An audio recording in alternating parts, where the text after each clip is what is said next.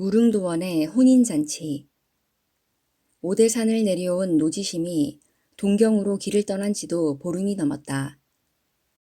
그러던 어느 날 경치가 빼어난 고을을 지나게 되었다. 멋있는 어깨를 늘어뜨린 산자락과 맑은 물에 넋을 잃은 채 길을 걷다 보니 어느새 날이 저물었는데 근처에는 주막은커녕 집 한 채 보이지 않았다. 마음이 급해진 노지심은 걸음을 재촉했다. 노지심이 들판을 지나 밭두렁길을 2, 30리쯤 걸었을 때 문득 외나무 다리 하나가 나타났다. 그 다리를 건너자 먼 곳에 장원 하나가 눈에 들어왔다. 그 장원 뒤로는 첩첩 산중인데 먼 하늘엔 저녁놀이 붉게 물들고 있었다. 가까이 가보니 장원에는 복사꽃이 한창이었다. 무릉도원이 따로 없구먼. 오늘 저녁엔 이곳에서 하룻밤 묵어가기로 하자.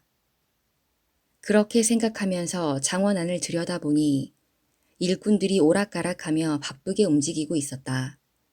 무슨 잔치 준비라도 하는 듯 했다. 노지심은 헛기침을 하고 나서 주인을 불렀다. 주인장 계십니까? 그러자 일꾼 하나가 달려 나오더니 허리를 굽혔다. 지나가는 수도승이요. 객점을 찾지 못하여 이곳에서 하룻밤 묵어가고자 하니 주인 어른께 말씀을 좀 여쭈어 주시오. 그러자 그 일꾼이 대뜸 거절부터 했다. 오늘 밤에는 사정이 있어 재워드릴 수가 없소. 그러니 다른 곳이나 알아보시오. 일꾼이 주인에게도 알리지 않고 거절하자 노지심이 슬며시 화가 치밀었다. 그러나 화를 누르고 다시 일꾼에게 청했다. 무슨 일이 있는지는 모르나 하룻밤만 재워주시오. 내일 아침이면 떠나겠소. 다 스님을 위해서 드리는 말씀입니다. 여기서 주무시다 죽게 될지도 모를 일이요. 괴이적은 일이로군. 하룻밤 자고 가자는 것뿐인데 어째서 죽는다고 하시오. 일꾼의 퉁명스런 말에 노지심도 목소리가 높아졌다. 스님, 어서 다른 곳으로 가시오. 아니면 당장 꽁꽁 묶어버리겠소. 일꾼이 긴 말할 것도 없다는 듯 엄포를 놓았다. 니놈이 보아하니 너무도 무례하구나. 내가 무얼 어쨌길래 묻겠다고 하느냐. 그때까지 성미 급한 노지심이 참고 있던 판에 그 말을 듣자 벌컥 화가 나 선장을 쳐들어 일꾼을 치려했다.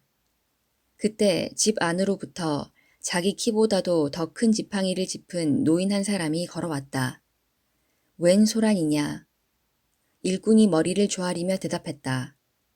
여기 이 스님께서 하룻밤 묵어가겠다고 떼를 쓰고 있습니다. 그가 이 장원의 주인임을 알아차린 노지심은 그 노인을 향해 말했다. 저는 오대산에서 내려왔는데 잠시 동경에 다니러 가는 길입니다. 날이 저물어서 하룻밤 묵어갈까 청하는데 저 사람이 대뜸 나를 묻겠다고 엄포를 놓길래 목소리를 높이다 보니 그만 시끄러워졌습니다. 그 말의 주인은 공손히 예를 표하더니 노지심에게 말했다. 오대산에서 오신 스님이시라면 어쨌든 저를 따라 안으로 드시지요. 노인은 다른 말 없이 노지심에게 대뜸 뒤따르기를 청했다. 안으로 따라 들어가니 노인은 그를 대청으로 안내하였다. 두 사람이 각기 주인과 손님의 자리를 가려앉고 나자 노인이 목소리를 낮춰 말했다. 스님께서는 너무 언짢게 생각하지 마십시오. 오대산에서 오신 스님이신 줄도 모르고 그리한 것 같으니 너그러이 여기시기 바랍니다. 저도 불도를 믿습니다. 오늘 밤은 사정이 있어 스님을 잘 모시지는 못하겠으나 하룻밤은 재워드리겠습니다. 구석방을 내드릴 테니 불편하시더라도 그곳에서 주무시도록 하십시오. 주인의 말을 들으니 노지심은 궁금증이 일었다. 그래서 자기 딴에는 예절을 다하기 위해 선장을 세워두고 합장하며 감사의 뜻을 아른다는 것이 이름을 묻게 되었다. 어르신네의 높으신 이름은 어떻게 되십니까? 나의 성은 유가이며 이곳은 도화촌이라 하오. 여기 사람들이 이 늙은이를 도화장의 유태공이라 부르지요. 스님께서는 번명이 니시며 속세의 이름은 어떻게 되십니까? 저의 스승님은 지진장로이신데 장로께서 제 성이 노가라 지심이란 법명을 내리시어 노지심이라 부릅니다. 노지심이 그렇게 대답하자 주인은 더욱 공손하게 물었다.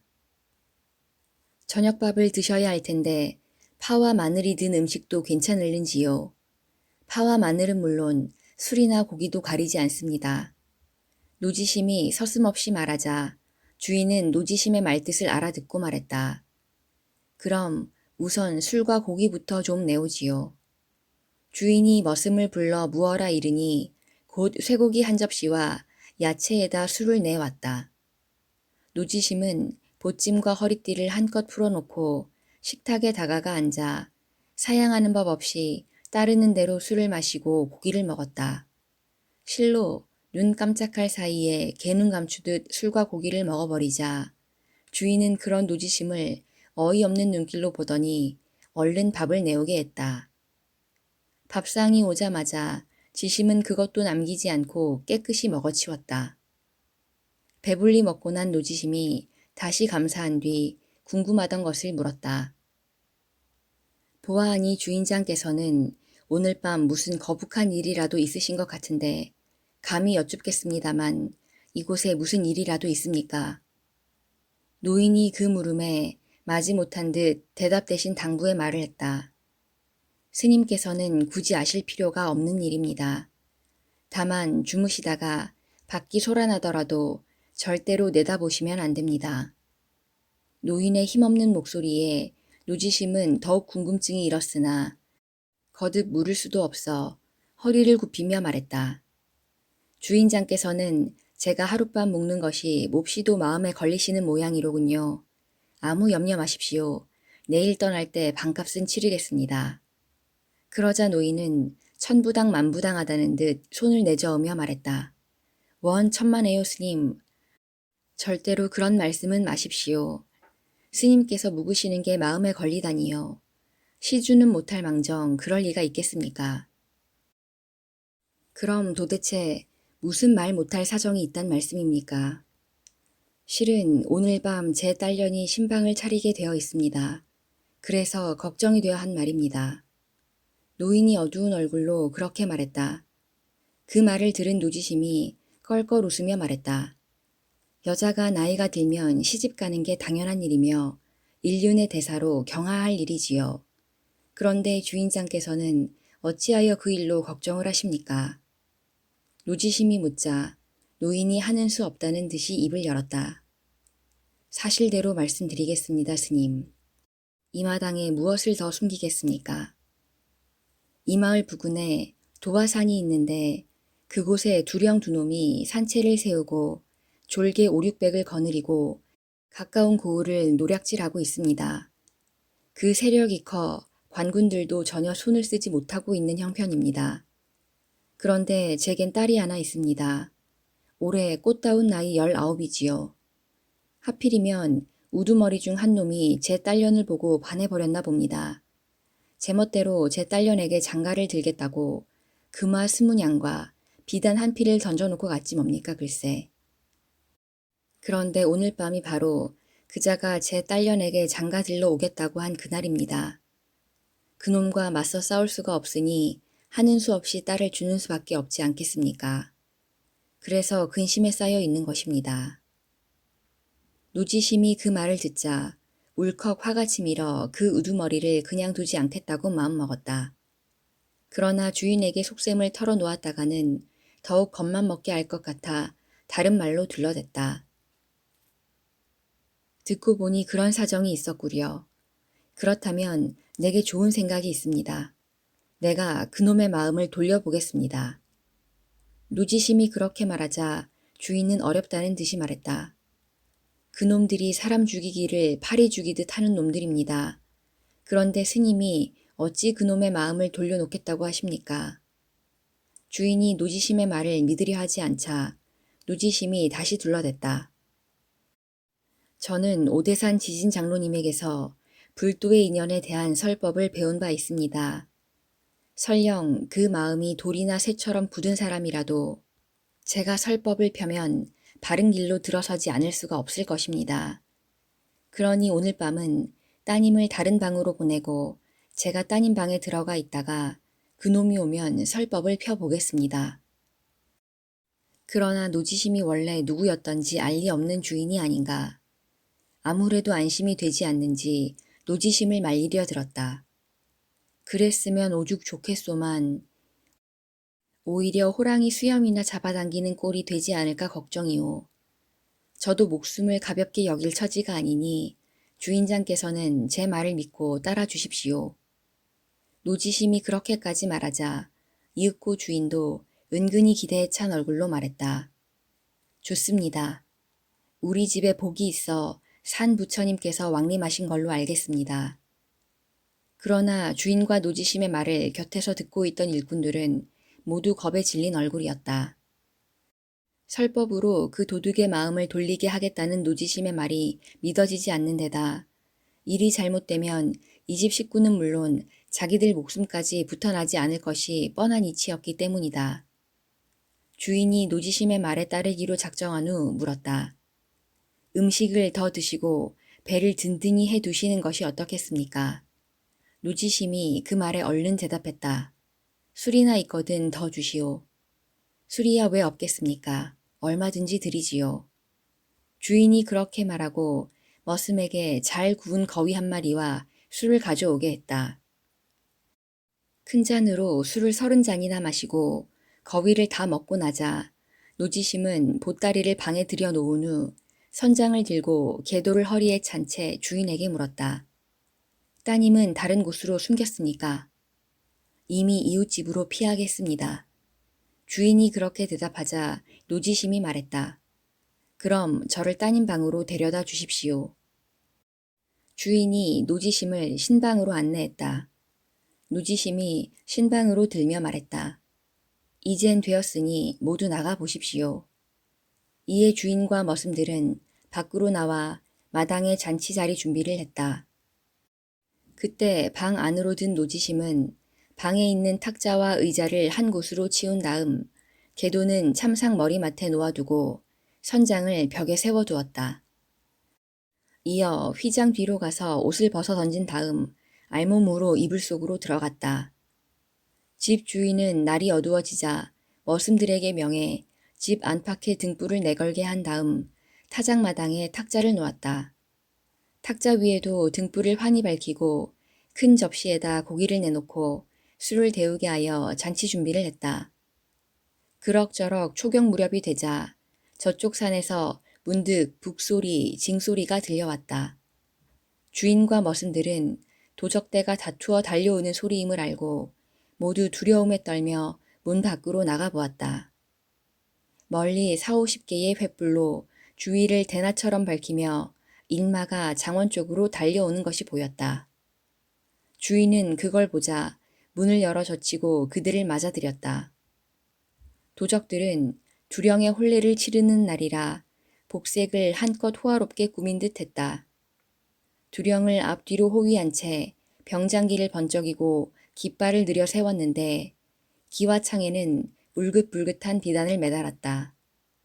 졸개들은 주건에다 꽃을 매달았고 앞에는 네대쌍의 홍사초롱을 느려세워 말 위에 두령을 비추고 있었다. 말탄 신랑인 두령도 그 꾸밈이 요란했다. 머리에는 끄집뾰족한 붉은 비단 두건이요. 그 머리엔 비단으로 만든 조화를 꽂고 있었다. 술을 놓은 녹색 비단 도포 허리에는 금빛 나는 띠를 둘렀고 발에는 가죽신을 신고 흰 말을 타고 있었다. 두령이 장원 앞에 이르러 말에서 내리자 졸개들은 혼례를 치르러 신랑이 들어올 때 부르는 노래를 하며 흥을 돋우었다. 사모간대 번쩍이니 오늘 밤 신랑이로구나. 비단옷 몸에 맞으니 오늘 밤 사위로세. 주인은 신랑을 정중히 맞이하여 잔치상 앞으로 안내한 다음 황망히 잔에 술을 부어 권하고 나서 무릎을 꿇었다. 머슴들도 모두 겁에 질린 듯한 얼굴로 마당에 무릎을 꿇고 앉았다.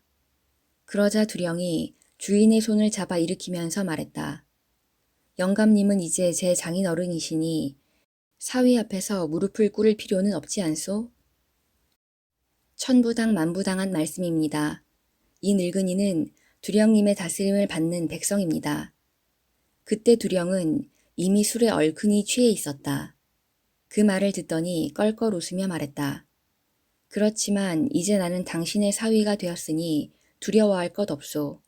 내가 결코 장인어른을 저버리지 않을 것이요.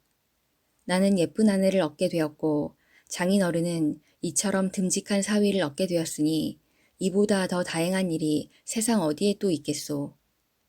주인은 자리에서 일어서더니 신랑에게 하마배를 내고 나서 다시 대청으로 안내했다. 대청으로 안내된 신랑은 술 석 잔을 마시고 나서 졸개들에게 실컷 마시도록 이른 다음 주인에게 물었다. 장인어른, 그런데 내 아내는 지금 어디에 있소? 부끄러워서 감히 고개를 내밀지 못하고 있습니다. 지금 신방에서 꼼짝 않고 기다리고 있으니 아무 염려 마시고 우선 목부터 축이십시오. 주인이 그렇게 둘러대자 신랑은 무척 마음이 기꺼운 듯 껄껄 웃더니 말했다. 하하, 고맙소 장인어른. 그렇지만 내 아내를 먼저 만나보고 싶소.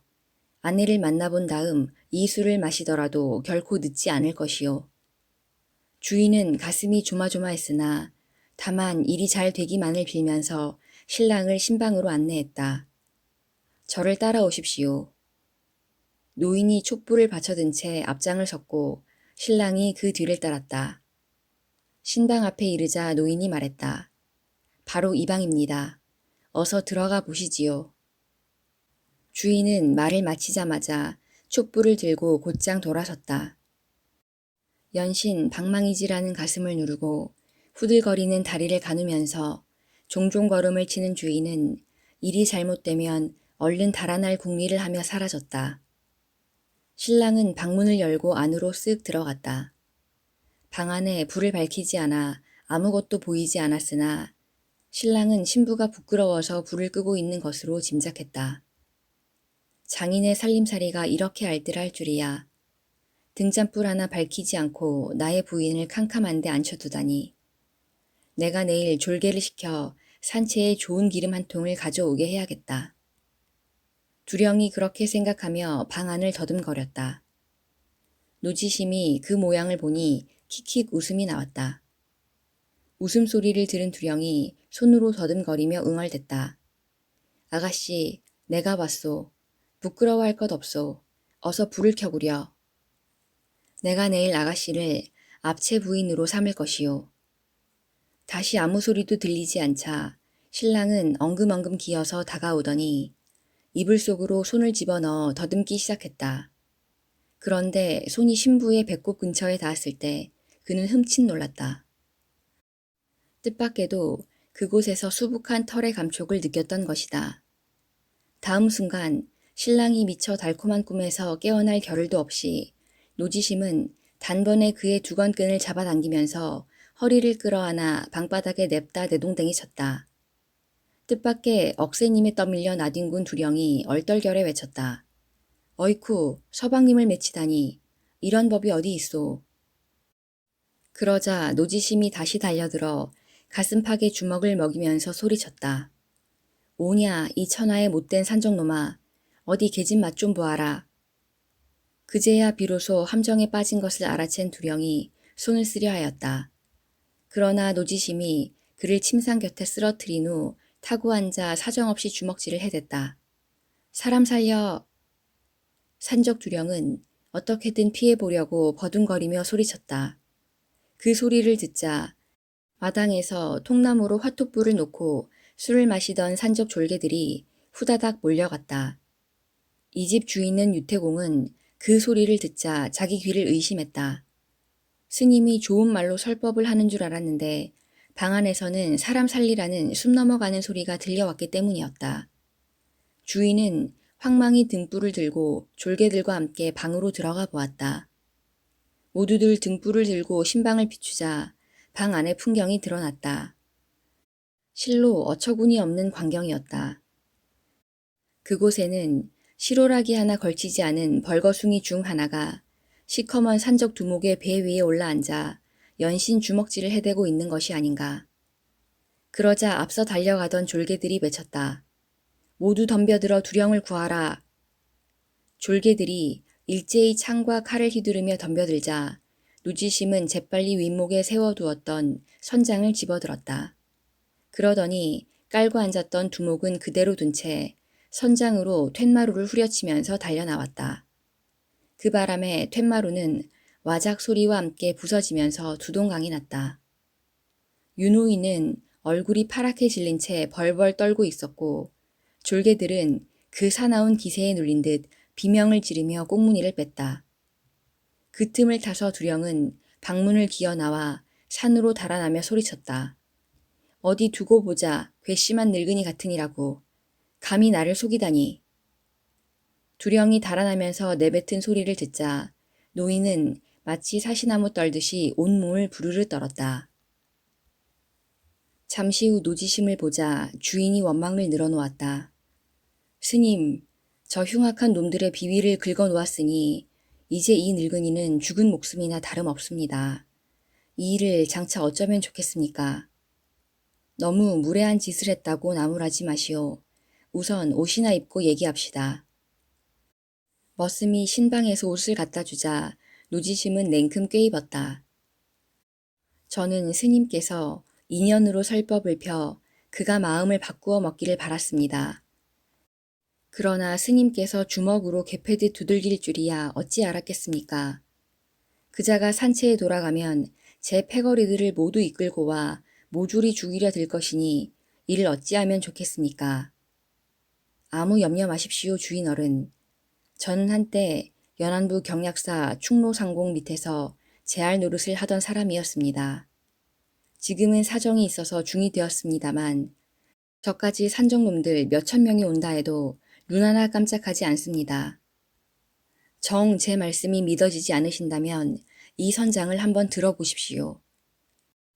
노지심이 그렇게 말하며 선장을 마치 나무 막대기 다루듯이 땅바닥에 내려놓자 주인이 그것을 양손으로 들어보았다. 꿈쩍도 하지 않았다. 머슴들을 시켜보니 그들 중에도 그것을 들 만한 사람은 아무도 없었다. 그러자 노지심이 그 선장을 들어 나무 막대기 휘두르듯 가볍게 휘둘렀다. 그제야 주인이 노지심에게 공손히 청했다. 스님, 제발 이 늙은 것을 구해 주십시오. 달아나지 마시고 제발 이곳에 머무르셔서 놈들을 막아 주십시오. 노지심이 그 말에 불끈하며 말했다.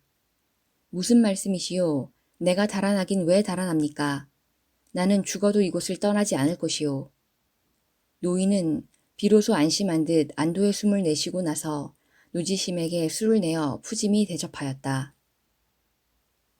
한편 도화산에는 또 한 사람의 두령이 있었다. 마을에 장가들러 내려온 자는 그와 의형제를 맺은 자로 산채에서는 부두령격이었다.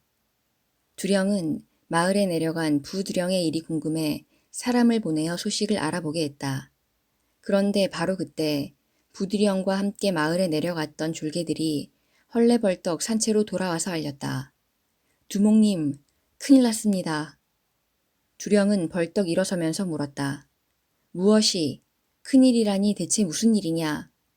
부두령께서 무언가 심상치 않은 일이 일어났음을 짐작한 두령이 자세한 내막을 물으려 했을 때 갑자기 산채 어귀에서 소란한 말발굽 소리가 들렸다.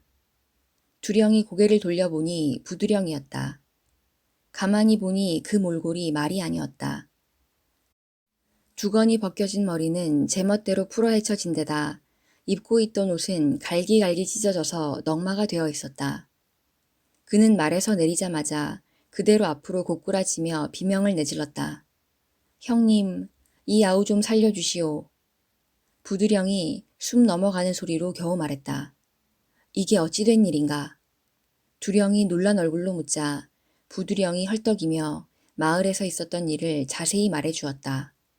마을로 내려가서 술 대접을 받은 일이며 신방으로 유씨 노인이 자신을 안내했던 일, 시커먼 중돔이 그곳에 들어 누워 있었던 일, 그리고 자기를 타고 앉아 주먹질을 해댄 일들을 모두 다 털어놓은 후 덧붙였다.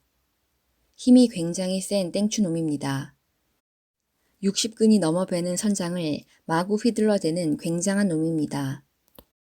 형님, 부디 제 원수를 갚아주십시오. 알겠다. 너는 잠시 이곳에 쉬고 있거라. 내가 직접 내려가서 그놈을 사로잡아 올 테다. 전후 사정을 듣고 난 두령이 그렇게 말한 후 졸개들을 향해 소리쳤다. 자, 어서 내 말을 끌고 오너라. 너희들도 모두 채비를 해라. 두령이 말에 오르자 졸개들도 급히 채비를 갖추고 그 뒤를 따라 함성을 지르며 산을 내려왔다. 이때 노지심은 유씨 노인의 장원에서 느긋하게 술을 마시고 있었다. 한참 취기가 올라 흥을 돋우려는 판인데 갑자기 문 밖이 소란해졌다. 그러더니 머슴 하나가 뛰어들어와 황급히 알렸다. 스님, 큰일 났습니다.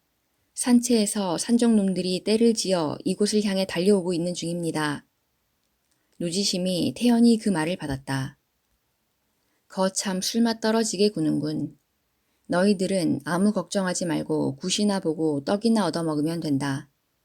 내가 그놈들을 하나씩 차례로 때려 눕히거든 너희들은 가만히 보고 있다가 얼른 묶어서 관아에 바치고 상이나 탈 생각만 해라. 말을 마친 노지심은 우통을 훌렁 벗어 던졌다. 그러고 나서 선장을 집어들고 자리에서 일어나 성큼성큼 타작마당으로 걸어 나갔다. 노지심이 가만히 보니 도적들은 어느새 장원문 밖에 이르렀으며 수많은 횃불 속에서 그중 한 놈이 말 위에 높이 앉았는데 긴 창을 치켜든 것으로 보아 아마 두령인 듯했다. 머리털럭 없는 당나귀 같은 놈은 어디에 있느냐. 어서 나와 내 창을 받아라. 말 위에서 두령이 그렇게 외치자 노지심도 질세라 선장을 높이 들어서 바람을 가르듯 윙윙 돌리면서 대꾸했다. 이 어리석은 산적놈아, 하룻강아지 범 무서운 줄 모른다더니 바로 네 놈을 두고 하는 말이었구나. 내 놈이야말로 내가 누군지 알고 마음대로 떠들어대는 거냐. 노지심이 그렇게 외치고 선장을 휘두르며 달려나가려 하자 산적 두령이 갑자기 놀란 목소리로 물었다. 잠깐, 스님의 목소리는 어디선가 많이 듣던 목소리 같소. 우선 스님의 이름부터 말해보시오. 노지심은 짐짓 위험 있는 목소리로 입을 열었다. 나로 말할 것 같으면 그 옛날 위주 땅에서 제하를 지낸 노달님이시다. 지금은 오대산 문수사에 출가하여 지심이란 법명을 얻어 그렇게 불리우고 있느니라. 그런데 니놈이 그걸 알아 어쩌겠다는 거냐. 두령은 그 말을 듣자 껄껄 웃더니 말에서 껑충 뛰어내려 땅바닥에 넙죽 엎드렸다. 형님, 그간 안녕하셨습니까? 부두령이 그렇게 된 까닭을 이제야 알 것 같소. 감히 형님께 걸려들었으니 그 정도도 다행입니다 그려. 이번에는 노지심이 깜짝 놀랐다. 횃불 아래 있는 그의 얼굴을 가만히 보니 그는 위주 땅에서 떠돌이 약장수를 하던 다름 아닌 타오장 이충이었다. 노지심이 뜻밖의 이충을 만나게 되어 얼른 입을 열지 못하고 어리둥절해 있는데 이충이 일어나 물었다. 그런데 형님은 도대체 어쩌다가 스님이 되셨소? 어쨌든 우선 안으로 들어가서 이야기하기로 하세. 노지심이 이충을 이끌었다.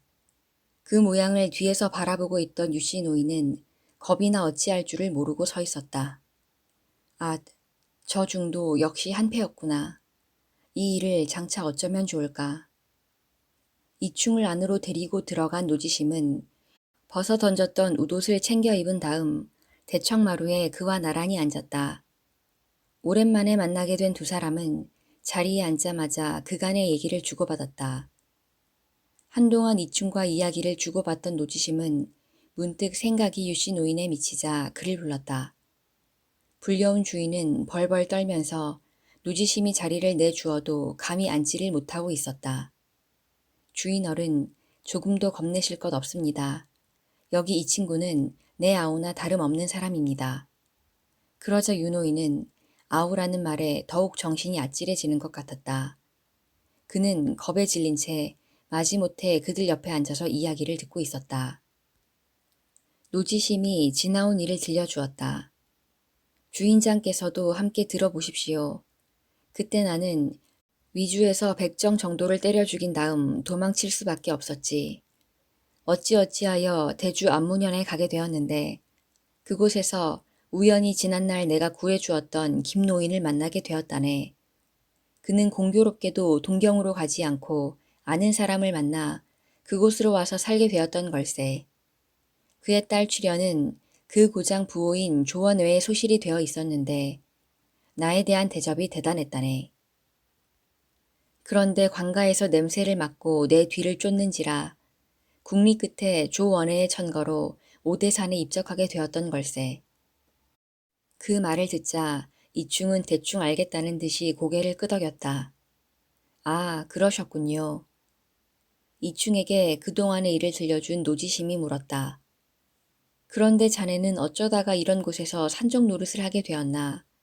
그리고 나에게 두들겨 맞은 그 사람은 또 누군가? 이에 이충도 그동안의 경위를 털어놓았다. 저도 말씀드리자면 이야기가 깁니다. 그때 형님과 사진과 술을 마시고 나서 헤어진 후 저는 곧장 주막집으로 들어가 잤습니다. 이튿날 약장수를 하고 있노라니 형님이 정백정 놈을 때려 죽이고 달아났다는 소문이 퍼졌습니다. 저는 사진을 찾아가서 어떻게 할까 의논하려고 했는데 그도 어디로 달아났는지 알 수 없었습니다. 관가에서 나와 포졸들이 사방을 뒤지는 터라 저에게도 불똥이 튈 것 같아서 저는 그 길로 주랭랑을 놓았습니다. 그리고 달아나다가 마침 이곳 도화산을 지나게 되었는데 그때 산적들이 제 앞에 나타났습니다. 제가 누구입니까, 형님? 이 이충이가 그 산적들을 때려눕힌 후 두목놈을 단번에 요절내 버리고 말았지요. 그 중에 우두머리인 듯한 자가 저를 산채로 데리고 가더니 제발 부탁이니 자기 대신 두령이 돼 달라는 것이었습니다. 그래서 저는 이곳에 눌러앉게 되었고 그는 부두령이 되었습니다. 그는 소패왕 주통으로서 바로 형님에게 두들겨 맞은 그 사람입니다. 그 말을 듣고 난 노지심은 고개를 끄덕거렸다. 일이 그렇게 되었구만. 그런데 여보게 이충. 만일 자네 말이 사실이라면 그 주통이란 자에게 잘 타일러서 이곳 유씨노인 댁에 장가드는 것을 그만두게 하시게. 저분은 자식이라고는 그 딸 하나밖에 없다네. 딸 하나를 의지해서 살아가시는데 자네들이 데려가 버리고 나면 노인께서는 낭패가 아닌가. 알겠습니다. 제가 주통에게 잘 타이를 테니 형님께서는 아무 걱정하지 마십시오. 이충이 선뜻 그렇게 대답하자 그 말을 듣고 있던 유씨 노인은 뛸 듯이 기뻐했다. 유 노인은 비로소 가슴을 쓸며 얼른 안으로 들어가서 푸짐한 주안상을 마련하여 내오게 하고 졸개들에게도 술과 안주를 대접했다. 그러고 나서 주통이 던져두고 왔던 금화 스무냥과 비단 한 피를 들고 나왔다. 노지심이 그 예물을 이충에게 건네주었다. 자, 이것은 주통 대신 자네가 거두어가 알아서 잘 조처해주게. 그건 아무 염려하지 마십시오.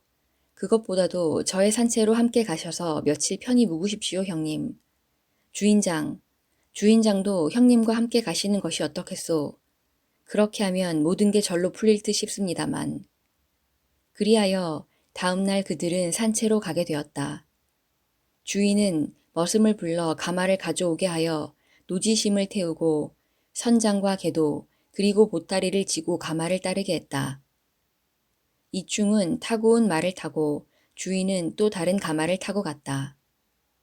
이윽고 산채에 이르자 이충은 노지심과 유씨 노인을 최의청으로 안내한 다음 부두령인 주통을 불러왔다. 주통은 원수를 갚아주겠다고 마을로 내려간 두목이 얼토당토 않게 그 중놈을 데리고 와서 윗자리에 모셔놓은 걸 보자 화가 났다. 내 원수는 갚지 않고 저 중놈을 산채에 데리고 와서 윗자리에 앉혀두다니. 도대체 어쩔 작정이지? 주통이 화난 얼굴로 그런 생각을 하고 있는데 이충이 물었다. 아우는 이 스님을 알겠나? 주통이 퉁명스럽게 그 말을 받았다.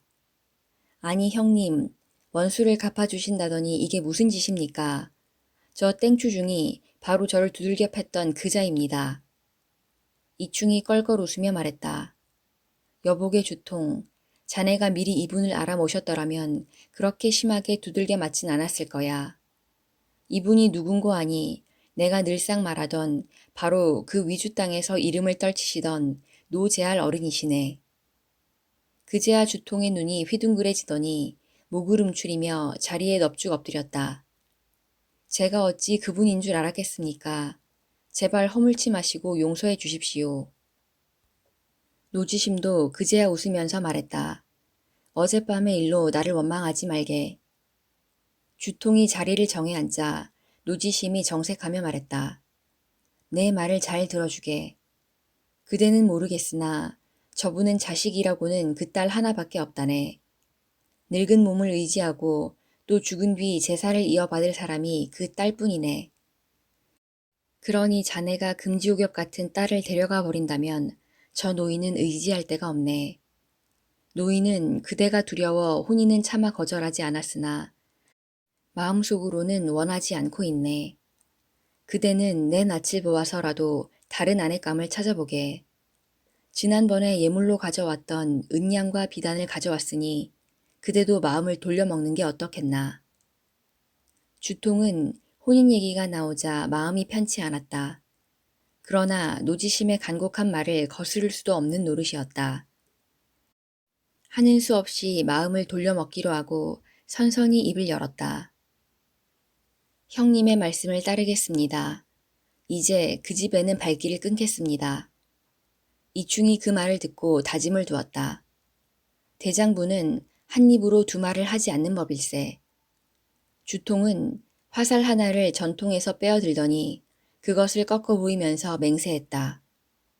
그제야 유 노인은 얼굴빛이 환히 밝아지며 기쁨을 감추지 못했다.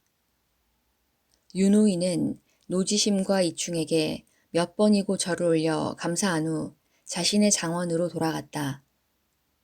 노인이 돌아가고 나자 이충과 주통은 염소와 멧돼지를 잡아서 노지심을 극진히 대접했다. 노지심이 며칠을 묵는 동안 이충은 그곳의 산을 두루 구경시켜 주었다.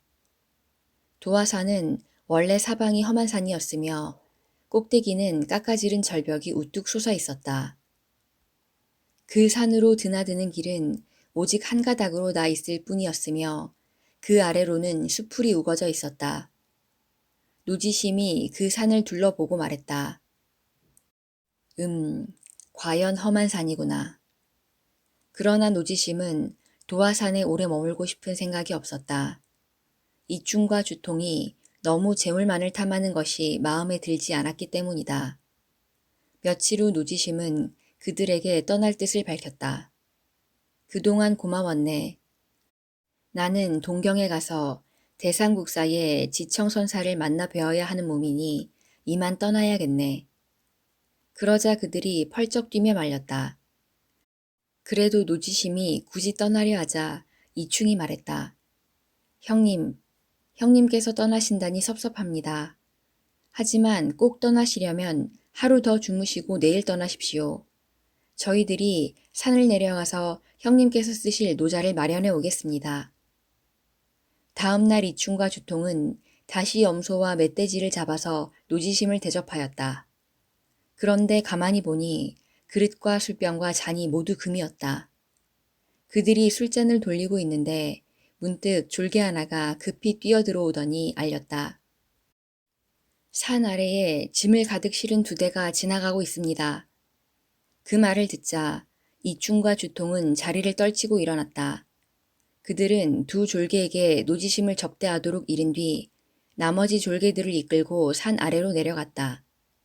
노지심은 술을 마시며 가만히 생각했다.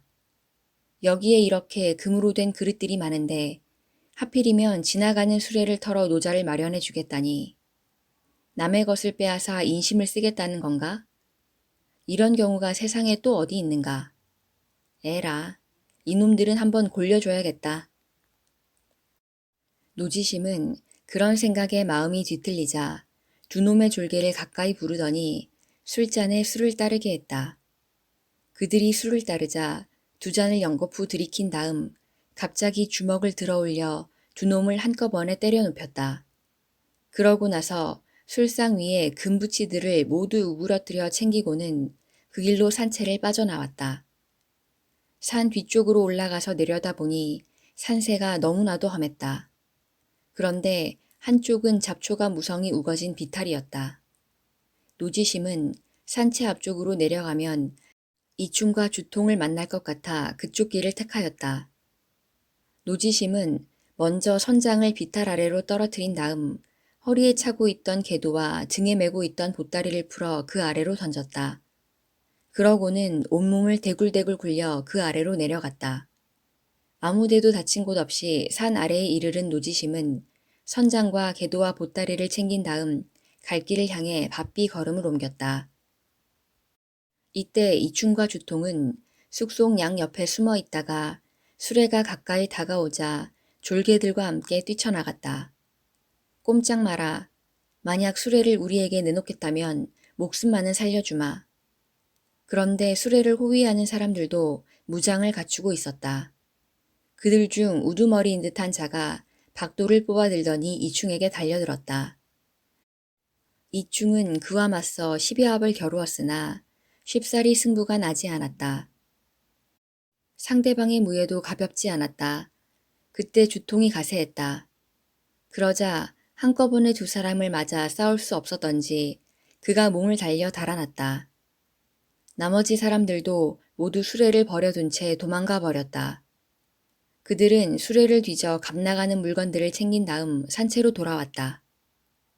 산채에 돌아와 보니 노지심은 보이지 않고 졸개 두 놈만이 나뒹굴고 있었다. 이충이 기절한 졸개들에게 찬물을 퍼부어 깨운 뒤 물었다. 도대체 어찌된 일이냐? 저희도 어찌된 영문인지 잘 모릅니다. 다만 스님께서 한 잔 따르라고 해서 따랐을 뿐인데 다음 순간 주먹이 날아와서 퍽 소리와 함께 정신을 잃고 말았습니다. 졸개들이 어리둥절한 얼굴로 말했다. 이충과 주통이 보니 술상 위에 있던 금부치들이 모두 간 곳이 없었다. 주통이 거 바라는 듯이 이충에게 버럭 화를 냈다. 형님, 우리가 그 중놈한테 단단히 속은 것 같습니다. 이게 다 형님 탓입니다. 그들은 어지러운 발자국을 쫓아 산채의 뒤쪽으로 가보았다.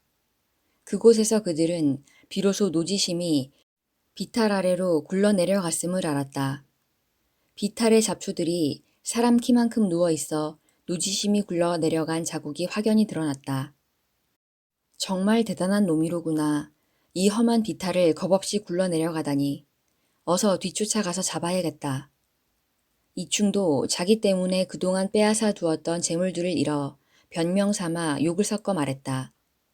그러나 주통은 아무래도 노지심에게 겁이 났던지 고개를 가로저었다. 그만 두십시오, 형님. 소 잃고 외양간 고치기 아닙니까?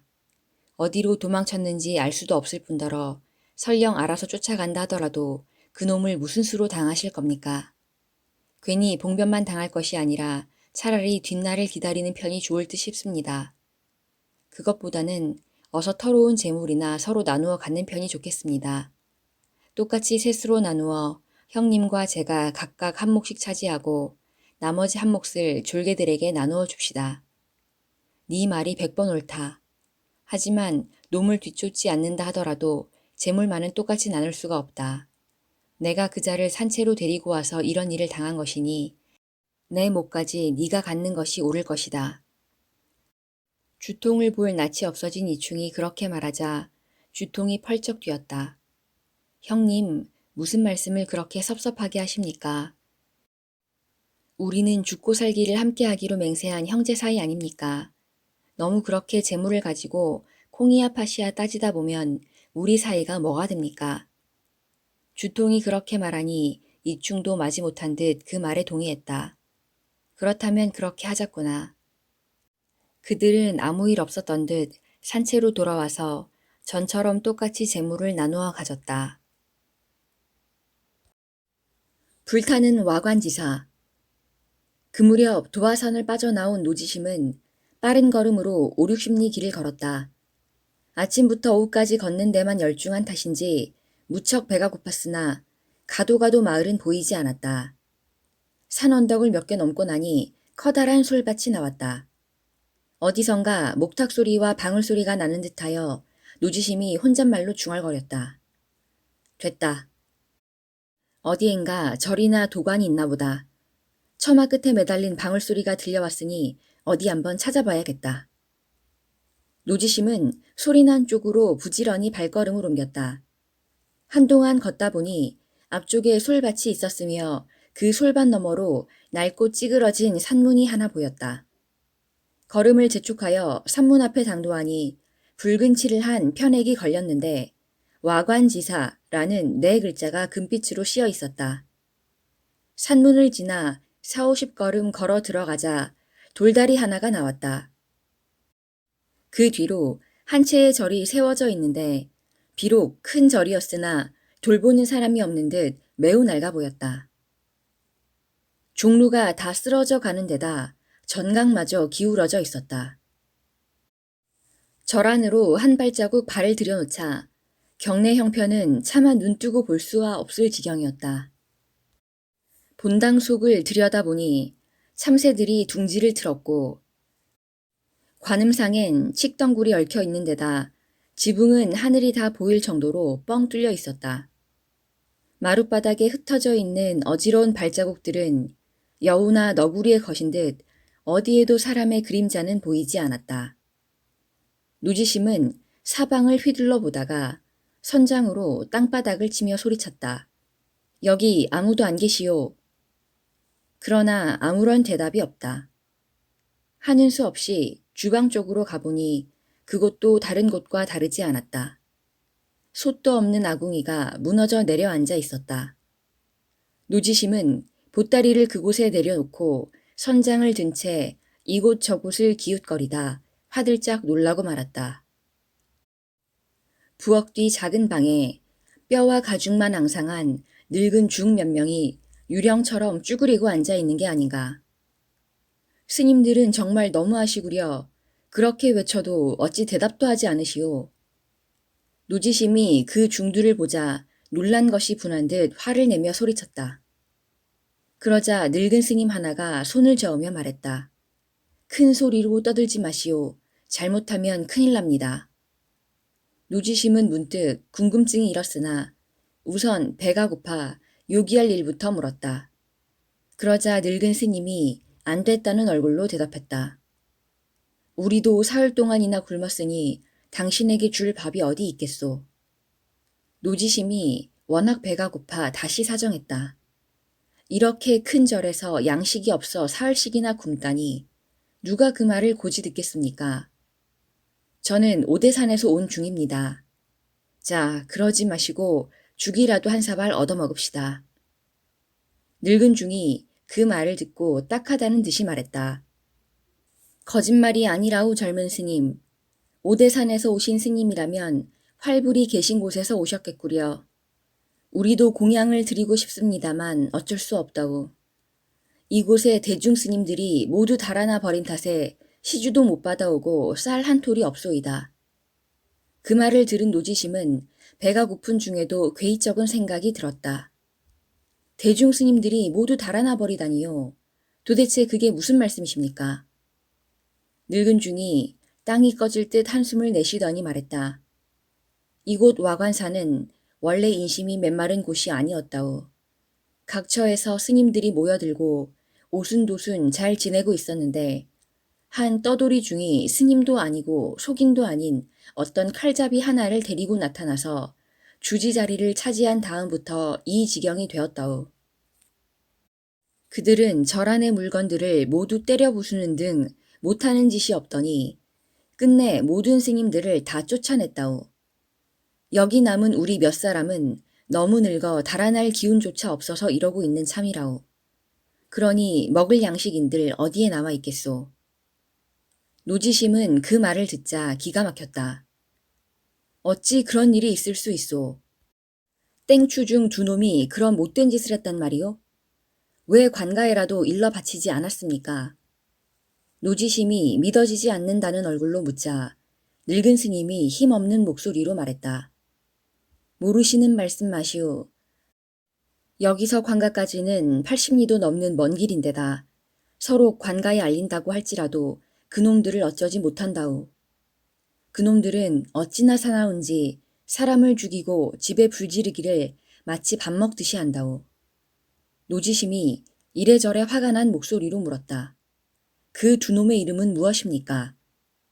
한 놈은 최도성이란 땡추중인데 스스로 생철불이라 부른다오. 그리고 또 한 놈은 구소올로 비천야찰한 벼로를 가진 자라오. 그놈들은 도무지 중이라고 부를 수조차 없는 놈들인데 지금은 방장실 뒤편에서 묵고 있다오. 늙은 스님이 겁먹은 얼굴로 일러주었다. 노지심이 다시 한마디 물으려 했을 때 어디선가 구수한 냄새가 나는 것 같았다. 노지심은 코를 킁킁거리더니 늙은 스님 뒤로 돌아가서 그곳을 들여다보았다. 그곳은 본당 뒤에 잇대어 붙여 지은 별채로서 다 찌그러져가는 오두막이나 마찬가지였다. 그 안에는 늙은 중 서너 명이 오그리고 앉아 있는데 흙으로 만든 붓두막에는 중간 정도 크기의 가마솥이 걸려 있었다. 솥 위에는 무쇠로 된 뚜껑 대신 지프로 만든 집뚜껑이 덮여 있었다. 그런데 그곳에서 무럭무럭 김이 나고 있었다. 냄새는 그곳으로부터 풍겨온 것이었다. 노지심은 얼른 그 뚜껑을 열어보았다. 그 안에는 좁쌀죽이 보글보글 끓고 있었다. 노지심은 이걸 보자 화가 벌컥 났다. 이런 괘씸한 늙은이 같으니라고 감히 내게 거짓말을 하다니. 이게 먹을 것이 아니고 뭐냐. 흥, 사흘 동안 굶었다더니 출가하니도 거짓말을 하느냐. 늙은 스님들은 노지심에게 죽 쓰는 것을 들켜 몹시 당황했다. 그들은 황망히 일어나더니 이번에는 죽을 퍼먹을 만한 그릇이나 접시들을 몽땅 끌어안고는 내놓지를 않았다. 먹을 것을 보니 노지심은 더욱 배가 고팠다. 뱃속에서 꼬르륵 소리가 나는 한편 창자가 뒤틀리는 것 같았다. 그러나 늙은 스님들이 그릇과 접시들을 몽땅 끌어안고 내놓지 않아 죽을 먹을 수가 없었다. 노지심은 부리부리한 눈을 번뜩이며 두리번거렸다. 부엌 한쪽 구석에 오칠한 소반 한 개가 보였다. 그런데 먼지가 앉아 검은 빛은 간 곳이 없고 먼지만 뿌옇게 쌓여 있었다. 그는 지푸라기 한 움큼을 집어들더니 그 먼지들을 툭툭 털어버렸다. 그러고 나서 다짜고짜로 죽이 든 솥을 집어들어 그 소반 위에 엎어버렸다. 그러자 늙은 중들이 소반을 향해 우르르 달려들었다. 그렇지만 노지심도 배가 고팠던지라 그들을 마구 밀쳐냈다. 기운이 없는 늙은 중들은 뒤로 벌렁벌렁 나자빠졌다. 노지심은 손으로 소반 위에 죽을 움켜쥐더니 자신의 입속에 넣으려 했다. 그러자 늙은 스님 하나가 힘없는 목소리로 말했다. 젊은 스님, 우린 정말 사흘 동안 아무것도 먹지 못하고 굶었다오. 조금 전에 동양을 나가서 겨우 좁쌀 한 뙣박을 구해다가 죽을 쓰고 있는 중이었다오. 그런데 그것마저 빼앗다니. 노지심은 갑자기 죽을 움켜쥐었던 손길을 멈추었다. 아무리 배가 고프기로서니 그 말을 듣고 나서도 죽을 빼앗아 먹을 수는 없었다. 그런데 바로 그때 바깥에서 흥얼거리는 노랫소리가 들려왔다. 노지심이 손을 씻고 선장을 찾아 들고 나가보니 웬 도사차림의 젊은 놈 하나가 멜대를 메고 가면서 노래를 부르고 있었다. 자세히 보니 멜대 앞뒤에 각각 참대 바구니가 매달려 있었는데 앞쪽에는 생선꼬리와 연잎에 싼 고기가 비죽이 나와 있었고 뒤쪽에는 연잎으로 병마개를 한 술병 하나가 들어 있었다. 그런데 그 노랫소리란 이런 것이었다. 그대 동쪽에 살고 나는 서쪽에 사네. 그대 남편이 없고 나는 아내가 없네. 나는 아내가 없어서 도리어 한가롭지만 그대 남편이 없어서 무척 쓸쓸하겠네. 노지심은 고기와 술병을 보자 갑자기 군침이 돌았다. 저놈이요?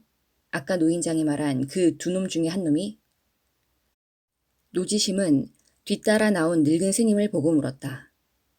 스님은 겁에 질린 듯 낮은 목소리로 대답했다. 그렇소이다. 저놈이 바로 비천야차 구소울이라우. 노지심은 늙은 중의 말이 채 끝나기가 무섭게 선장을 휘어잡고 구소울의 뒤를 따랐다. 구소울은 그런 줄도 모르고 계속 노래를 흥얼거리면서 방장실 뒤쪽으로 들어갔다. 노지심이 방장실 뒤로 들어가 보니 그곳에 별채가 하나 있는데 그 앞 회나무 아래에 탁자가 놓여 있었다. 탁자에는 이미 두 사람이 앉아 있었는데 하나는 배가 불룩 튀어나온 데다 눈썹이 짙고 얼굴이 검은 스님이었고 또 하나는 뜻밖에도 앳된 얼굴을 한 여자였다. 구소울은 멜대를 벗고 대바구니를 내려놓더니 그들 두 사람과 함께 식탁 앞에 마주 앉았다. 그는 노지심이 뒤따라온 것을 전혀 눈치채지 못하고 있었다. 노지심은 그들 앞으로 성큼성큼 다가가더니 그 뚱뚱한 스님을 향하여 거친 목소리로 물었다. 땡추 중 행색을 한 것을 보니 니놈이 바로 최도성이구나. 뚱뚱한 중놈이 갑자기 나타난 험상궂은 노지심을 보자 깜짝 놀란 듯 눈이 휘둥그레지더니 물었다. 그렇습니다만 어떻게 제 이름을? 그가 최도성임을 알자 노지심이 다시 물었다. 어째서 너희 두 놈은 이 절을 빼앗고 저를 이 꼴로 망쳐 놓았느냐? 최도성은 심상치 않은 눈초리로 노지심을 흘끗거리더니 말했다. 사형, 우선 여기 앉으십시오.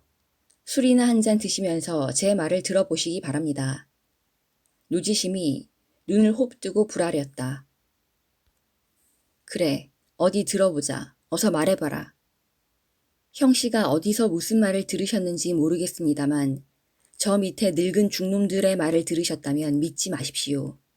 그놈들은 순전히 거짓말쟁이들입니다. 최도성이 그렇게 입을 열자 노지심이 의아한 듯 물었다. 무엇이? 저쪽 스님들이 거짓말쟁이라고? 네, 그렇습니다. 부디 고정하시고 제 말씀을 좀 들어보십시오. 이 절은 본래 아주 살기 좋은 곳이었습니다. 딸린 전답이 많은 데다 스님들도 무척 많았었지요. 그런데 저 아래 늙은 중놈들이 이렇게 다 망쳐놓았습니다. 그놈들은 계집질하고 술 마시고 온갖 못된 짓들만 골라 하는 놈들입니다. 이곳 장로님들도 그들을 어쩌지 못하던 차에 놈들은 장로님마저 내쫓았습니다. 그러다 보니 절이 이 꼴이 되고 말았습니다. 결국 대중 스님들마저 모두 달아나 버리고 나니까 늙은이들은 절에 딸린 전답조차도 몽땅 팔아먹었습니다. 저는 이 절에 주지로 온 후 저 도인과 함께 오직 이 절을 이전처럼 만들기에 힘쓰고 있는 중입니다. 산문을 수리하고 전각도 다시 지을 작정입니다. 최도성이 그렇게 둘러댔으나 노지심은 듣고 보니 누가 거짓말하는지 알 수 없었다. 노지심은 문득 그곳에 앉아 술을 마시고 있는 여자를 보고는 최도성에게 물었다. 그렇다면 여기 앉아 술 마시는 이 여자는 누구인가? 이 여자분과 저는 조금도 이상한 관계가 아닙니다. 이분은 앞 마을에 살고 있는 왕유금이라는 분의 따님입니다. 전에는 우리 절에 시주도 많이 하셨는데 지금은 집안에 사정이 생겨 어려운 처지에 빠져 있습니다. 집안 식구는 모두 세상을 떴고 남편은 병이 들었습니다. 그래서 우리 절에 쌀을 꾸러 오신 겁니다. 저는 다만 옛 은혜를 생각하여 술 한 잔 대접하고 있을 뿐 딴 뜻은 없습니다. 저 아래 늙은이들이 무슨 말을 했는지 모르지만 형씨께서는 제발 그 말을 믿지 마십시오. 최도성이 이번에도 막힘없이 그렇게 둘러댔다. 노지심이 들어보니 기특한 말뿐이었다. 이제는 그 늙은 스님이 자기를 속였다고 생각하니 화가 났다. 세상에 그런 빌어먹을 늙은이들이 있나. 감히 나를 속이다니. 내가 그들을 결코 그냥 두지 않으리라. 노지심은 곧바로 본당 뒤에 다 찌그러져 가는 별채로 달려 내려갔다. 늙은 스님들은 어느새 죽을 다 먹어치우고 나서 앉아 있었다. 노지심이 벌컥 화를 내면서 그들을 꾸짖었다. 저를 이토록 망쳐놓은 놈들은 바로 내 놈들인데 감히 남의 핑계를 대고 거짓말을 하다니. 그러고서도 감히 용서받기를 원하느냐. 그러자 늙은 스님들이 입을 모아 말했다. 젊은 스님, 그놈들에게 속으신 것 같습니다. 그놈들이 거짓말을 한 거예요. 그곳에서 최가놈이 젊은 여자와 함께 술을 마시고 있는 것을 직접 보지 않았습니까? 그놈들은 손에 무기도 갖추지 않고 있었는데 선장과 궤도를 지닌 젊은 스님을 맞닥뜨리게 되니 짐짓 꾀를 쓴 것입니다. 한번 잘 생각해 보십시오. 그놈들은 술과 고기를 실컷 먹고 있지 않았습니까? 그런데 우리는 겨우 사흘 만에 좁쌀죽을 끓이고 있었으니 과연 누가 거짓말을 한 것인지 뻔하지 않습니까? 그 말을 듣자 노지심은 잠시 정신이 멍해졌다. 그러나 다시 잘 생각해보니 늙은 스님들의 말이 옳은 것 같았다. 스님들의 말이 옳은 것 같군. 노지심은 즉시 선장을 움켜쥐고 다시 방장실 뒤쪽을 향해 뛰어 올라갔다. 아니나 다를까 어느새 그곳엔 사람의 그림자조차도 보이지 않았다. 그런데 노지심이 잠시 멈칫하고 있는 순간 방장실 뒤의 별채로부터 최도성과 구서울이 뛰쳐나왔다. 그들의 손엔 각각 칼날이 선 박도가 들려져 있었다. 그걸 본 노지심은 그들이 자기를 속였음을 알았다. 노지심이 한 번 벼락 같은 소리를 내지르고는 선장을 휘두르며 최도성을 쳤다. 최도성이 박도로 선장을 막았다. 두 사람이 14대 탑을 싸우자 최도성이 노지심을 당해내지 못하고 달아나려 했다. 그때 구소울은 최도성이 밀리는 것을 보고 박도를 움켜쥐고 노지심의 등 뒤로 다가갔다. 노지심은 등 뒤의 발자국 소리를 들었으나 최도성과 마주하고 있으니 몸을 돌릴 수가 없었다. 그때 등 뒤의 발자국 소리가 가까이 들려오자 노지심이 병력같이 소리치며 선장을 휘둘렀다. 받아라. 그 소리에 최도성이 놀라 몸을 솟구치며 뒤로 물러섰다.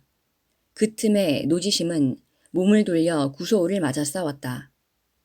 그렇게 두 사람을 맞아 10여합을 싸우는 동안 노지심은 먼 길을 와 지쳐있는 데다 배가 고파 제대로 힘을 쓸 수가 없는 처지였다. 거기다가 두 사람의 무예가 가볍지 않아 그들을 당해낼 수가 없었다. 노지심은 하는 수 없이 선장을 끌며 달아났다. 최도성과 구소울이 놓칠세라 그를 뒤쫓았다. 마음이 급한 노지심은 돌다리를 건너 산문 쪽을 향해 단숨에 달렸다. 산문 어귀에 다다랐을 때쯤 노지심은 얼핏 뒤를 돌아다 보았다. 최도성과 구소울은 더 이상 쫓아오지 않고 돌다리 난간에 걸터 앉아 쉬고 있었다. 노지심이 문득 자신의 몰골을 바라보니 등에 메고 있던 보따리가 온데간데 없었다. 노지심은 깜짝 놀랐다. 그 속에는 금부치뿐만 아니라 대상국사의 지청선사에게 전하는 지진장로의 편지도 들어있었다. 가만히 생각하니 아까 늙은 중의 거처에서 좁쌀죽을 움켜쥘 때 벗어놓았던 기억이 났다. 그러나 지금 그것을 찾으러 갔다가는 최도성과 구서울에게 봉변을 당할 게 뻔했다. 그는 생각 끝에 돌다리를 건너지 않고 돌아서 갈 수 있는 길이 없는가 하고 주위를 둘러보았다. 그러자 계곡으로 내려가는 길이 하나 보였다. 노지심은 곧장 그 길을 따라 산을 내려갔다. 한동안 걷다 보니 맞은편에 큰 숲이 나타났다. 사방을 둘러보니 온통 소나무였다.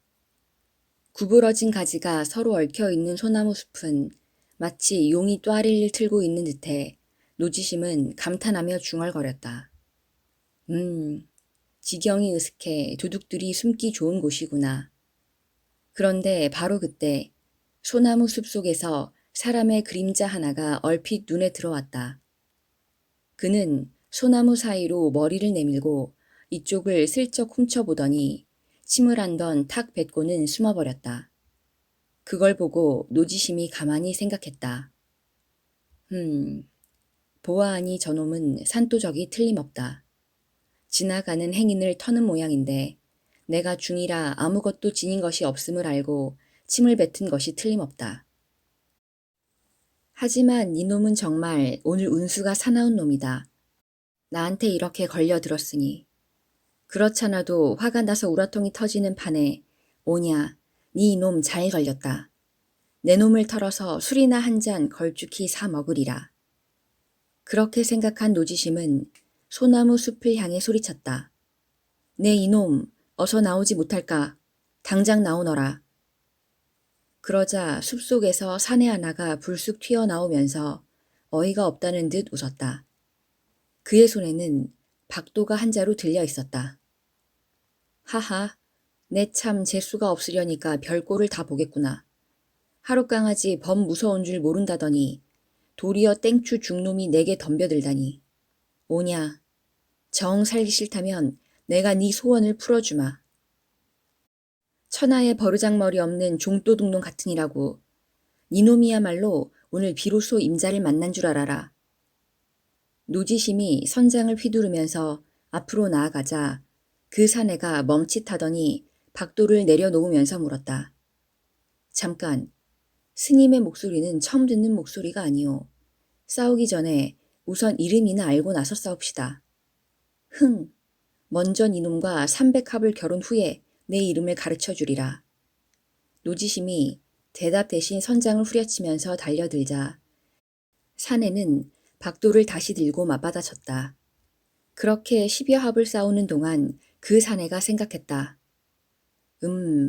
역시 대단한 솜씨로군. 보통 중이 아닌 것 같은데. 그런데 이 사람은 도대체 누구일까? 다시 4대탑을 더 싸웠을 때 문득 생각이 난 듯 사내가 외쳤다.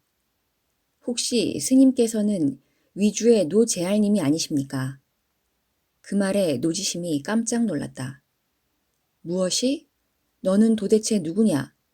누구길래 내가 재알 노릇까지 한 걸 알고 있단 말이냐? 그러자 사내가 박도를 내던지면서 땅바닥에 넙죽 엎드려 절했다. 재알님, 저를 알아보시겠습니까? 위주 땅에서 왕진 스승님을 찾아가던 사진을 알아보시겠습니까? 노지심이 선장을 거두고 그 사내를 살펴보다가 껄껄 웃었다. 하하, 알고 보니 사대랑이었구려. 노지심이 반가운 얼굴로 사진을 일으켜 세웠다. 서로 인사를 나누고 나자 노지심이 궁금한 얼굴로 그간의 경위를 물었다. 그때 위주 땅에서 헤어진 후 사대랑은 도대체 어디에 가 있었소? 저는 다음날 재알님께서 정백정놈을 때려 죽이고 나서 도망쳤다는 사실을 알고 깜짝 놀랐습니다. 관가에서 포졸들을 풀어 재알님을 찾고 있어 저도 곧 위주를 떠나 왕진 스승님을 뵈러 연주 땅까지 갔었습니다. 그러나 스승님은 만나뵐 수가 없었죠. 할 수 없이 북경으로 돌아와서 얼마 동안 머물다 보니 노자가 몽땅 바닥나 버리고 말았지 뭡니까. 그래서 노잣돈이나 털까 하여 이곳에 와 숲속에 숨어들었는데 뜻밖에도 재알님을 만나게 될 줄이야 누가 알았겠습니까. 그런데 그건 그렇고 재알님께서는 어쩌다가 스님이 되신 겁니까? 사진이 노지심을 보며 물었다. 노지심은 그동안 자신이 겪은 일들을 사진에게 자세히 말해주었다. 그러자 사진은 알겠다는 듯 고개를 끄덕이며 말했다. 그렇다면 형님은 지금 몹시 시장하시겠군요. 제 보따리 속에 말린 고기와 떡이 좀 있으니 우선 이것이라도 드시지요. 노지심이 와간 사러 갔던 일을 이야기하자 사진이 가지고 있던 보따리를 풀며 먹을 것을 꺼내주었다. 노지심은 먹을 것을 보자 눈이 휘둥그레졌다. 고맙다는 인사를 할 겨를도 없이 사진이 주는 대로 눈 깜빡할 사이에 먹어치웠다. 노지심이 그걸 다 먹자 사진이 말했다. 보따리를 절에 두고 오셨다니 그것을 찾으러 가야 하지 않겠습니까? 만약 놈들이 다시 달려들면 함께 해치워 버리지요. 노지심이 고개를 끄덕이며 말했다. 그러세. 노지심은 이제 시장길을 면한 데다 사진까지 함께 가게 되었으니 겁날 것이 없었다. 그는 사진을 데리고 다시 와관사로 갔다. 산문을 지나 바라보니 아직 놈들은 돌다리 난간에 앉아 있었다. 그것을 본 노지심은 갑자기 참았던 분노가 치솟아 올라 소리치며 달려갔다. 야, 이놈들아! 이 노지심이가 내 놈들의 버릇을 단단히 고쳐주려고 다시 왔다. 최도성과 구소울은 다리 난간에 앉아서 무언가 의논하고 있다가 노지심이 나타나자 가소롭다는 듯 비웃었다. 흥, 저 중놈이 아직도 정신을 못 차린 모양이로군. 오냐, 이번에야말로 니놈의 숨통을 끊어놓겠다. 최도성이 박도를 빼어 들고 달려들자 노지심이 기다렸다는 듯 선장을 휘둘러 그를 맞았다. 최도성이 연함은 합을 싸우다 보니 얼마 전에 싸우던 상대라고는 보기 어려웠다. 최도성은 노지심을 당해낼 수 없음을 알고 슬며시 달아날 궁리를 했다. 그때 구소울은 최도성이 노지심을 당해내지 못하는 걸 보고 달려나와 도우려 했다. 그러자 나무 뒤에 몸을 숨기고 있던 사진이 나는 듯 달려나와 그에게 박도를 겨누었다. 이 녀석, 니놈은 꼼짝 말고 개 섞어라. 이 구문용님이 니놈을 용서치 않으리라. 구소울은 뜻밖의 복병이 나타나자 깜짝 놀랐으나 곧 마음을 가다듬고 사진을 맞아 싸웠다. 그리하여 싸움은 두 패로 갈라졌다. 그때 노지심과 최도성의 싸움은 막바지에 이르고 있었다. 최도성의 몸이 흔들리고 있음을 보자 빈틈을 노리고 있던 노지심이 한 소리 크게 외치며 선장을 내리쳤다. 머리를 맞은 최도성은 그만 다리 아래로 굴러 떨어지고 말았다. 이를 본 구소울이 겁이 났던지 틈을 보아 달아나려 하는데 사진이 그를 순순히 놓아줄 리가 없었다. 이놈, 개 섞어라. 사진이 그렇게 외치고 한 걸음에 달려가서 구소울의 등줄기를 내리쳤다. 구소울은 사진의 칼을 맞자 비명도 지르지 못한 채 그 자리에 털썩 쓰러지고 말았다. 노지심과 사진은 그들의 머리를 베어내고 한데 묶은 다음 산골짜기에 물속으로 던져버렸다. 노지심은 사진을 데리고 와관사 경내로 들어갔다. 본당 뒤에 있는 늙은 스님들의 거처로 가보니 보따리는 고스란히 놓여 있었다. 그런데 가만히 보니 늙은 중들이 모조리 목을 메고 죽어 있었다. 아마 노지심이 최도성 구소울과 싸우다 달아난 것을 알고 다음번엔 자기네들이 화를 당할 차례라고 생각하여 미리 겁을 먹고 스스로 자결한 것 같았다. 그들은 다시 방장실 뒤에 최도성이 머물던 별채로 가 보았다. 그곳은 휑하니 비어 있었다. 문득 앞마당으로 돌아 나와 우물 속을 들여다보니 그 젊은 여자가 빠진 채 죽어 있었다. 그 여자도 미리 겁을 먹고 자결한 것 같았다.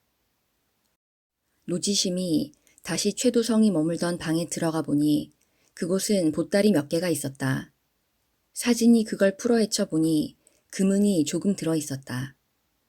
사진이 그걸 다른 보따리에 싸서 짊어진 후 부엌으로 가니 그곳에는 최도성과 구소울이 먹으려고 준비해둔 술과 고기가 있었다. 두 사람은 배불리 술과 고기를 먹고 난 후 아궁이에서 아직 타다 남은 불씨를 꺼냈다. 마침 세찬 바람이 불어와 불길이 사방으로 번지니 하늘을 태울 듯이 타올랐다. 이곳이 비록 이름난 절이었으나 오래 있을 곳이 못 되네. 어서 여기를 떠나세. 노지심과 사진은 그렇게 의논하고 어두운 산길을 향해 길을 재촉했다. 그들은 장작더미에 불을 붙여 들고 나와서 별채와 방장실, 본당과 뒤채의 처마 끝에 차례로 불을 질렀다. 그리고 그곳을 떠나 어두운 산길로 향했다. 얼마쯤 걷다가 두 사람은 산 중턱을 돌아다 보았다. 와관사가 온통 휘황한 불빛으로 뒤덮여 있었다. 1000년 동안을 이어져 오던 화려한 명찰 와관사가 바야흐로 불꽃 속에 한 줌의 새로 사라지고 있는 순간이었다. 그들은 마치 서로 경주를 하듯 하룻밤 내내 밤길을 걸었다. 날이 밝을 무렵 그들의 눈에 멀리 조그마한 마을이 보였다. 그들은 우선 주막에 들러 목부터 죽였다. 고기 안주를 시켜서 술을 마시자 그간의 피로가 모두 풀어지는 듯 했다. 두 사람은 그간 못다한 이야기들을 마음껏 하면서 회포를 풀었다. 술과 고기를 먹고 나자 노지심이 사진에게 물었다. 그래 사진, 자네는 이제부터 어디로 갈 텐가? 사진이 잠시 생각에 잠기다 선뜻 내키지 않으나 하는 수 없다는 듯 갈 곳을 말했다. 주무 양춘 진달이 산채를 틀고 있는 소화산으로 다시 돌아가야 할 것 같습니다. 그곳에 가면 그들이 반드시 저를 반겨줄 것입니다. 그곳에 머물면서 앞으로의 일을 생각해 볼까 합니다. 노지심도 쫓기는 몸이나 찾아갈 곳이 있었다. 그 생각도 괜찮을 듯하군. 나는 곧 동경으로 가서 대상국사의 지청선사님을 찾아가야 한다네. 그렇게 말한 노지심은 자신의 보따리를 풀어 약간의 금부치를 사진에게 나누어 주었다. 그리고 곧 길을 떠나 마을 밖 삼거리에 이르자 그들은 각기 다시 만날 날을 기약하면서 길을 떠났다. 노지심은 발걸음을 재촉한 덕분에 동경을 향해 떠난 지 열흘이 못 돼 도성에 이르렀다. 오랜만에 시끌벅적한 저작거리에 들어서니 모처럼 사람 사는 냄새가 나는 듯했다. 노지심이 거리를 휘둘러 보다가 조심스레 지나가는 사람에게 물었다. 대상국사가 어디에 있습니까? 저기 보이는 주교만 건너면 바로 그곳입니다. 노지심은 선장을 둘러맨 채 주교를 건넜다. 절의 산문 앞에 서서 바라보니 대상국사는 참으로 큰 절이었다. 5칸의 큰 법당은 용의 비늘 같은 청기와가 푸른빛의 기와골을 이루었고 승방의 사방 벽은 거북 모양의 빛나는 벽돌로 되어 있었다. 뿐만 아니라 그곳엔 꽃무늬가 연속해서 새겨져 있었다. 문득 한 정각을 보니 나무로 깎아 만든 고기가 가로에 매달려 있었고 운판은 높이 걸려 있었다. 노지심은 경내로 들어가서 우선 지객스님을 찾았다. 지객스님이 나와서 보니 노지심은 중이라기보다는 마치 불안당처럼 보였다. 얼굴이 험상궂은 데다 허리엔 개도를 찾고 어깨엔 무거운 쇠 선상을 둘러매고 있어 지객스님은 슬며시 겁이나 공손히 물었다. 어디서 오신 스님이신지요? 노지심은 선장을 내려놓고 합장하더니 대답했다. 저는 오대산에서 왔습니다. 저의 머리를 깎아주신 지진 장로님께서 이곳 지청대사님께 전해올리라는 편지를 써주셨습니다. 지청대사님께서는 지금 어디에 계십니까? 그의 생김이 험상궂었으나 지진 장로가 보낸 사람임을 알자 지객스님은 안심한 듯 얼굴이 밝아지며 말했다. 아, 그러십니까? 어서 저를 따라오십시오. 노지심은 지객스님을 따라 방장실로 안내되자 우선 보따리를 풀어서 편지부터 끄집어냈다. 그러고는 멀거니 앉아 기다리고 있었다. 그러자 지객스님이 가만히 깨우쳐 주었다. 스님은 불자이신데 어쩐 일로 예법을 모르십니까? 이제 곧 대사님께서 나오실 텐데 개도를 차고 그냥 앉아 계시다니요. 어서 개도를 풀고 칠조 가시와 방석과 향을 내놓고 대사님께 절할 준비를 하십시오. 노지심은 그 말을 듣자 얼른 개도를 풀어놓고 다시 보따리를 뒤져 칠조 가사와 방석과 향을 내놓았다. 그런데 그 다음엔 또 어떻게 해야 할지 몰라 멀뚱멀뚱 앉아 있었다. 그러자 지객스님은 어이없다는 듯 혀를 끌끌 차면서 노지심에게 칠조 가사를 입혀주었다. 그러고 나서 방석을 깔고 앉아 향을 피우도록 했다. 잠시 후 지청대사가 나오자 지객스님이 앞으로 나아가 절한 다음 아뢰었다. 이 스님이 바로 오대산에서 오신 스님입니다. 지진 장로님의 편지를 가지고 와 대사님 뵙기를 원합니다. 지청대사가 말했다. 사형께서 편지를 써서 인편에 보내시는 일이 없는데 오랜만에 사형의 글을 받아보게 되었구나. 그러자 지객 스님이 노지심에게 눈짓하며 말했다. 스님, 어서 지청대사님께 절하십시오. 노지심은 향로에 다시 향을 꽂고 나서 3번 절한 다음 대사에게 지진장로의 편지를 올렸다. 지청대사가 편지를 뜯어보니 거기에는 노지심에 대한 사연이 적혀 있었다. 노지심이 머리를 깎게 된 동기와 그간의 경위, 그리고 노지심을 그곳에 보내게 된 까닭이 낱낱이 적혀 있었다. 또한 마지막으로 노지심이 먼 뒷날에는 크게 성불할 사람이니 부디 뿌리치지 말고 거두어 달라는 당부의 말이 적혀 있었다. 그 글을 본 지청대사가 지객 스님에게 말했다. 멀리서 오느라고 수고가 많았을 테니 우선 승당에 가서 쉬게 하여라. 그 사이에 제법도 한번 올리도록 하고. 이에 노지심은 지청 장로에게 감사한 다음 보따리와 선장 계도를 챙겨 들고 승당으로 갔다. 노지심이 물러가자 지청 장로는 절안의 스님들을 방장으로 불러 모아 노지심의 일을 의논하였다. 너희들도 잘 알 것이다만 오대산의 지진 장로님은 나의 사형되시는 분이시다. 그분이 노지심을 이곳에서 받아달라는 글과 함께 글을 보내셨는데 안 들어 드릴 수는 없고 참으로 난감하구나. 노지심은 경약부의 군관으로 있을 때 사람을 죽인 일이 있는 데다 오대산에 든 뒤에도 심심찮게 말썽을 피웠던 모양이다. 그래서 그를 이곳으로 보내셨는데 그가 이곳에서 다시 말썽을 피울 때를 대비해서 특별한 대책을 마련해 놓고 있는 것도 아니니 장차 이 일을 어찌하면 좋겠느냐. 지청 장로는 스님들이 다 모이자 그렇게 말했다. 그러자 지객 스님이 그 말을 받았다. 오대산에서 오신 그 스님은 아무리 보아도 출가한 사람으로는 보이지 않습니다. 그런 사람을 어찌 이곳에 받아들일 수 있겠습니까? 다른 스님들도 모두 입을 모아 말했다. 만일 그것이 사실이라면 결코 받아들여서는 안 됩니다. 아무도 노지심을 받아들이려 하지 않자 지청 장로도 난감했다. 그런데 그때 도감을 맡은 스님 하나가 말했다. 개똥도 약으로 쓸 때가 있다는 말이 있지 않습니까? 그런 인물을 산조문 밖에 퇴거소에 있는 야채밭 관리인으로 쓰는 것이 어떻습니까? 그러자 여러 스님들이 깜빡 잊고 있었다는 듯이 웅성거렸다. 참 그렇군. 좋은 생각이야. 야채밭 관리인으로 쓰는 게 좋겠어. 산조문 밖의 야채밭에는 부근의 병영에서 군졸들이 채소를 훔치러 오는가 하면 마을의 망나니들이 아무 때나 울타리를 넘어 들어와서 오이와 무, 배추 등을 훔쳐 달아나니 골칫거리 아닌가. 새로운 노지심에게 그곳을 지키게 하는 것이 좋겠군. 그것 참 묘한 이로군. 어떻습니까, 대사님? 그 망나니 중에게 야채밭을 맡기시는 것이 좋겠습니다. 스님들이 그렇게 의논을 정하고 지청대사에게 청했다. 그러자 지청대사도 쾌히 승낙했다.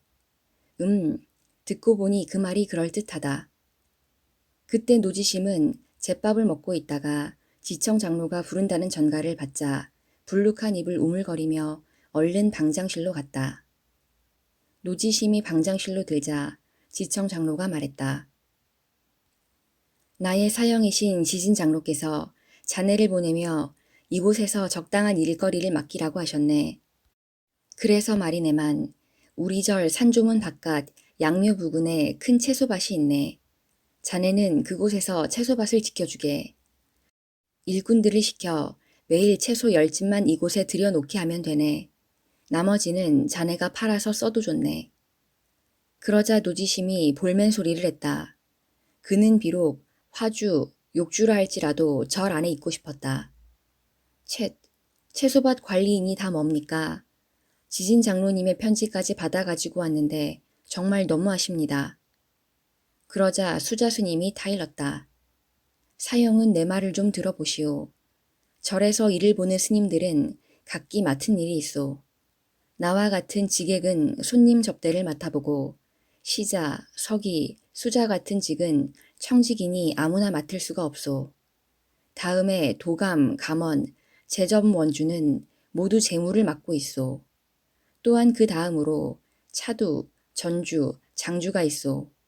그 아래로 탑을 맡은 탑두, 부엌일을 맡는 반두, 차대접을 맡는 다두, 채소밭을 맡는 채두 등이 있어. 사형이 채두를 맡아 1년만 지나면 다두로 오르게 될 것이고 다시 1년이 지나면 감원으로 오르게 되지요. 누구든지 처음에는 밑에서부터 시작하는 게 원칙 아니오. 그러니 꾹 참고 채소밭에서 소임을 다해 주시오.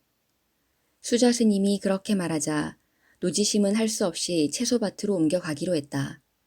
다음 날 아침 지청대사는 노지심에게 법첩을 내려서 채도 일을 보게 했다.